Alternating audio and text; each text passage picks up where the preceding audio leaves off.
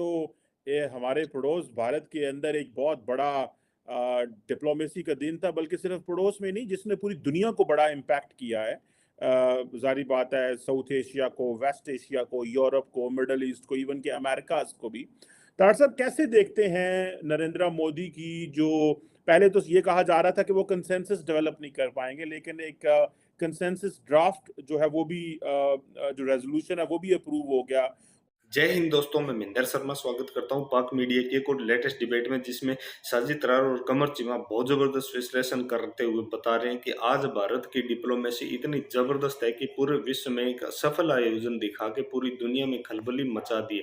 तो कैसे आज बाइडेन जैसे बाइडेन जैसे एक सुदृढ़ और शक्तिशाली नेता को लेके पूरे विश्व पे राज करने की तैयारी में जुटा हुआ है, जबकि दूसरी तरफ जो चाइना की डिप्लोमेसी है वो आजकल फैल सी दिखाई दे रही है, और जो इकोनॉमिक कॉरिडोर जो चाइना आज शुरू कर रहा है वो कहीं ना कहीं खटाई में जाते हुए नजर आ रहे हैं। तो कैसे आज मुस्लिम वर्ल्ड का भी बहुत जबरदस्त जो प्रभाव है वो भी भारत की तरफ बढ़ा है, और कहीं ना कहीं झुकाव भी बहुत ज्यादा भारत की तरफ बढ़ा है। तो कैसे आज पाकिस्तानी मीडिया डिस्कशन कर रहा है और सीधा सीधा बता रहा है कि G20 के बाद कहीं ना कहीं भारत की जो एक छवि है वो बहुत ज्यादा निखर के आएगी, जबकि दूसरी तरफ साजिद तरार जी ने विश्लेषण करते हुए सीधा सीधा ये कहा है कि पाकिस्तान इन मुद्दों में बिल्कुल पिछड़ के रह गया और तो भारत की डिप्लोमेसी के आगे बिल्कुल घुटने टेके हुए दिखाई दे रहा है और सिर्फ चाइना की तरफ मुंह बाए बैठा है। तो दोस्तों, पहले देखिए डिबेट, और उससे पहले मैं आपसे रिक्वेस्ट करूंगा, चैनल पर नए हैं तो चैनल को सबसे पहले सब्सक्राइब जरूर करें। दोस्तों, चलते हैं डिबेट में।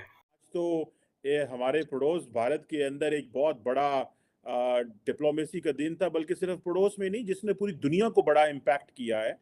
ज़ाहिर बात है, साउथ एशिया को, वेस्ट एशिया को, यूरोप को, मिडल ईस्ट को, इवन के अमेरिकाज़ को भी।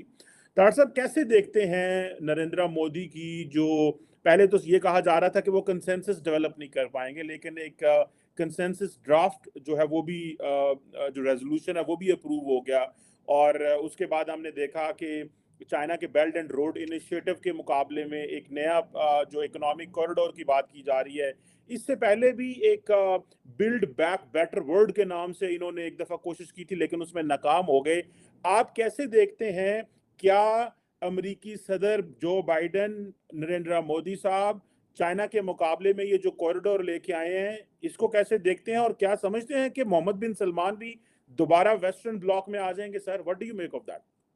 सीमा साहब, मैं समझता हूँ it's a remarkable event today. जो जिस तरीके से चीजें आज सामने नजर आ रही हैं, डिप्लोमेसी, बल्कि इस डिप्लोमेसी को नया नाम दिया जा रहा है, मोदी डिप्लोमेसी।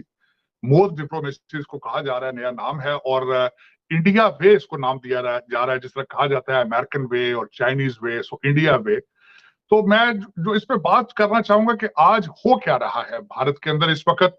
जो मुझे सबसे ज्यादा चीज जिसने स्ट्राइक किया है वो ये है कि आज जो अमेरिकन मीडिया है वो सबसे ज्यादा आज जो यहाँ पे खबर चल रही है कि America has given their go ahead for the seat for India in a permanent seat in a security council. उसकी सपोर्ट उन्होंने दे दी है। अब पता नहीं how the China and Russia is going to behave. इस G20 की आज की जो मैं समझता हूँ सबसे बड़ी सिग्निफिकेंस जो अनाउंसमेंट है वो मैं समझता हूँ ये है कि Bharat is getting very close, inches away from the getting permanent seat in United Nations security council. मैं इस सबसे बड़ी न्यूज तो मैं समझता हूँ ये जो एक भारत की ख्वाहिश थी, जिसके लिए उन्होंने इतनी कैंपेन चलाई, जिसके लिए मोदी साहब अमेरिका आए, फ्रांस गए, उसके बाद ग्रीस गए, UAE गए, जकार्ता गए, और जो एक नए ब्लॉक में जिस तरीके से वो अपने आप को प्रमोट करते रहे, भारत को प्रमोट करते रहे, मैं समझता हूँ this is extreme of it. और जिसकी वजह से उन्होंने वो जो उनका एक अल्टीमेट ऑब्जेक्टिव था, उसके how close they are getting to that, उसकी एक तो सबसे बड़ी आज सिग्निफिकेंस मैं ये समझता हूँ वो है। दूसरा, आज जो ये हुआ बिलखसूस जो इस G20 को अंडरमाइन करने के लिए चाइना के प्रीमियर नहीं आए, सदर नहीं आए, उसके बाद पुतिन नहीं आए। मोदी जी का 9 घंटे के लिए ट्रिप जकार्ता लगाना, वहां पे जाके मैरी टाइम रूल्स की बात करना, वहां जाके साउथ चाइना सी की बात करना, दर हकीकत वो डायरेक्ट अटैक था ऑन द चाइना। और वेस्टर्न जो एजेंडा था वेस्टर्न सिविलाइजेशन का, वेस्टर्न कंट्रीज का, उसको प्रमोट करना, वो उन्होंने बड़े टेक्निकल तरीके से उसको इस्तेमाल किया। फिर वापस आए आपने जिस तरह फरमाया कि मोहम्मद बिन सुलेमान सोचने पर मजबूर हो गया है कि I should either go with the Chinese camp और I should remain with the western countries. मैं समझता हूँ ये भी बहुत बड़ी अचीवमेंट है, और ये अचीवमेंट भारत को इसका क्रेडिट जाता है, मोदी जी को क्रेडिट जाता है, who has set the tone for that. उसके बाद में दूसरा जो बेल्ट एंड रोड इनिशिएटिव जो चाइना का था, उसको जिस तरीके से काउंटर करने की कोशिश की गई है कि भारत से किस तरीके से शिपमेंट जाएगा, जो मैं बात करना चाह रहा था, एक तो मैंने शायद आपको पहले बताया था पिछले सेगमेंट में कि इसका जो इसका एक एजेंडा था G20 का, एक तो ग्लोबल साउथ के बारे में, ग्लोबल ग्रोथ, फाइनेंशियल स्टेबिलिटी और development needs of global south. और मैं समझता हूं उसमें बड़े सक्सेसफुली मोदी साहब ने जो किया है, भारत कर रहा था कि इसमें फ्रेट के कास्ट को किस तरह कम किया जाएगा और किस तरीके से बेल्ट एंड रोड इनिशिएटिव को काउंटर किया जाए। और उस तरीके से अब उनका जो प्लान था, वो प्लान जो उन्होंने बनाया है कि यहाँ से शिपमेंट दुबई जाएगी और दुबई से ट्रेन के जरिए वो आगे यूरोप में जाएगी। तो उन्होंने क्लियरली एक पाथ दे दिया है which is a counter to the BRI। अब BRI की कमजोरियां क्या है, मैं वो उनको भी मेंशन करना चाहूंगा। एक तो BRI को समझा जाता है कि डेट ट्रैप है फॉर द डेवलपिंग कंट्रीज, जिसकी मिसाल आपके सामने श्रीलंका की मिसाल मौजूद है कि उनका एक डेट ट्रैप था जिसके अंदर वो फंसे और बैंकरप्सी तक चले गए। अब दूसरा विक्टिम सामने पाकिस्तान नजर आ रहा है, लेकिन पाकिस्तान को मैं विक्टिम समझूं या बेनिफिशियरी समझूं, उन्होंने जो 26 करोड़ बिलियन डॉलर के वीजे खरीद लिए, पाकिस्तानियों से डील करना इतना आसान थोड़ी है। वो देखें, वो तो चाइनीज देखेंगे कि फ्यूचर में either it was a good decision और बैड डिसीजन, लेकिन वो फंस गए बेचारे। वहां पे बलोचिस्तानी जो है, वो हमारे बलोच भाई जो है, वो अलग अपना हिस्सा मांग रहे हैं, पंजाबी भाई अपना हिस्सा मांग रहे हैं, ब्यूरोक्रेसी अपना हिस्सा मांगती है, लेकिन ये कि चाइना पता नहीं वहां से किस तरह निकलता है BRI के चक्कर में। अगली बात जो करना चाहूंगा, इटली निकलना चाह रहा है उसमें से। इटली ने कहा है कि भाई ये कोई अच्छा प्लान नहीं था, वो made a mistake. So there is already sour taste, there is already bad there's a bad reputation in the for the BRI के हवाले से। और उसको पीछे जो सपोर्ट कर रहा है वो चाइना की स्लगिश इकोनॉमी है। इस वक्त कोविड-19 के बाद वो अपने सप्लाई चेन रिस्टोर नहीं कर पाए। उसके बाद ये बात हुई है कि उन्होंने बिलियनर्स को बुला बुला के पूछते रहे कि हम क्या करें, बल्कि इस वक्त क्या हो रहा है कि जितनी बड़ी कंपनियां हैं वो वहां से अपने मैन्युफैक्चरिंग प्लांट्स को उठा के वियतनाम लेके जा रही हैं, वियतनाम के बाद मलेशिया जा रही हैं, उसके बाद वो बांग्लादेश जा रही हैं और भारत आ रही हैं। ये चाइनीज को भी पता चल चुका है कि कोविड-19 के बाद इस almost a new world order, जिसका मोदी साहब ने भी जकार्ता में जाकर डिसीजन किया। जकार्ता में मोदी साहब ने फरमाया है कि 21st सेंचुरी एशिया की सेंचुरी है, और कोविड-19 के बाद नया रूल, नया वर्ल्ड ऑर्डर जो है उसको एस्टेब्लिश करेगा, वो भारत उसको लीड करेगा आगे। तो मैं समझता हूं कि और दूसरा आपने देखा होगा कि जिस तरीके से अफ्रीका के अंदर, जिबूती के अंदर भी उन्होंने अपनी आर्मी बेस बनाई, और जिस तरीके से वहां पे चाइना ने एक्सक्लूसिव कॉन्ट्रैक्ट साइन किए उसको काउंटर करने के लिए, अफ्रीकन यूनियन को G20 की मेंबरशिप दी गई। मैं समझता हूं this is a second step they have taken against China. It's a wonderful job it has been done. मैं ये समझता हूं कि आज सारा कुछ साइन हुआ है, चीजें हुई हैं, either it will reach to the finishing point. इस एजेंडे को, इसको फिनिश भी किया जाएगा या नहीं किया जाएगा, क्योंकि आज तक तो सिर्फ ये बातों की हद तक बातें हैं।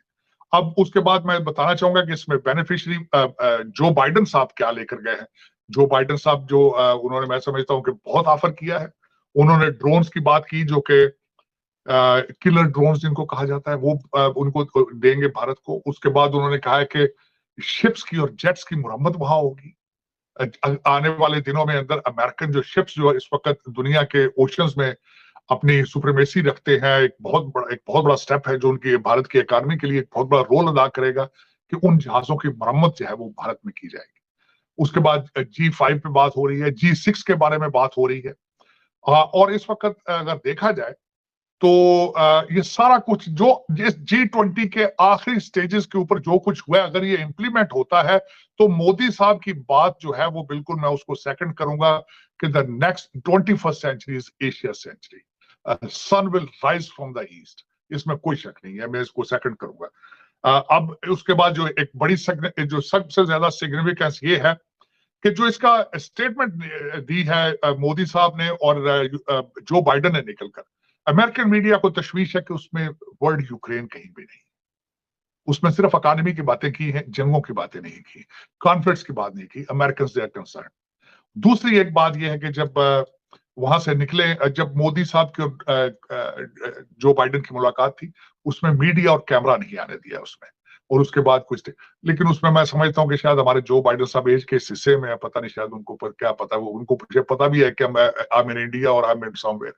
अब अगली बात लेकिन वो आपको तार साहब वो मोदी साहब के कहने पे नहीं आया। ये Jake Sullivan national security adviser ने कहा है अमेरिकन मीडिया को कि ये हम नहीं, मोदी साहब को। नहीं, मोदी साहब को कहा गया होगा ना कि जो बाइडेन साहब को टीके शीके लगा के तो हम ले तो आए हैं और इससे ज्यादा आगे कुछ नहीं कर सकते वो, क्योंकि जो बाइडेन साहब आपको पता है अक्सर सीढ़ियों से गिर जाते हैं।